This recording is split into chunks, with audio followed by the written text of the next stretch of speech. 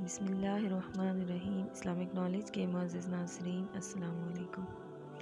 امید ہے آپ سب اللہ کے فضل و کرم سے خیریت سے ہوں گے۔ معزز ناظرین، آج کی ویڈیو میں جس اخلاقی برائی کا ذکر کرنے لگی ہوں وہ ہمارے معاشرے میں بہت عام ہے، اور یہ برائی ہم سب بہت شوق سے کرتے ہیں۔ نبی پاک صلی اللہ علیہ وآلہ وسلم نے بھی اسے سخت ناپسند فرمایا ہے، اور وہ ہے غیبت۔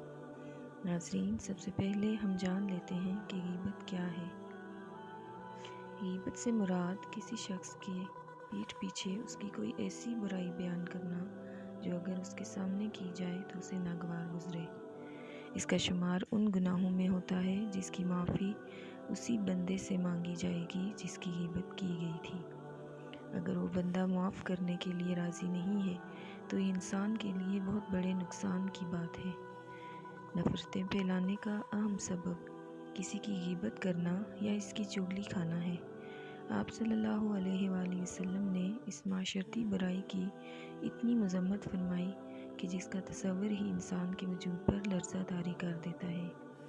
ایک مرتبہ ایک شخص کو کسی کی غیبت کرتے ہوئے سنا گیا۔ پھر ایک مردہ گدھا پڑا ہوا تھا۔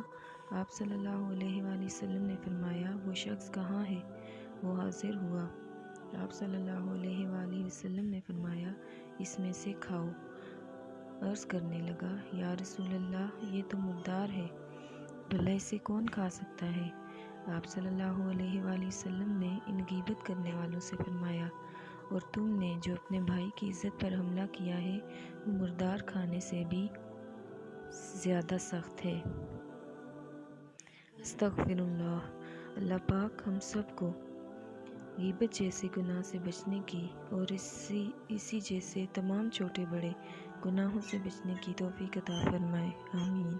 معزز ناظرین، اگر آپ کو ویڈیو پسند آئی ہے تو لائک کریں، اپنے پیاروں کے ساتھ شیئر کریں، چینل پہ نئے ہیں تو چینل کو سبسکرائب کریں، اور بیل نوٹیفیکیشن ضرور آن کریں تاکہ میری ہر آنے والی ویڈیو کا نوٹیفیکیشن آپ کو سب سے پہلے موصول ہو۔ اپنا بہت سارا خیال رکھیں اور مجھے بھی اپنی دعاؤں میں یاد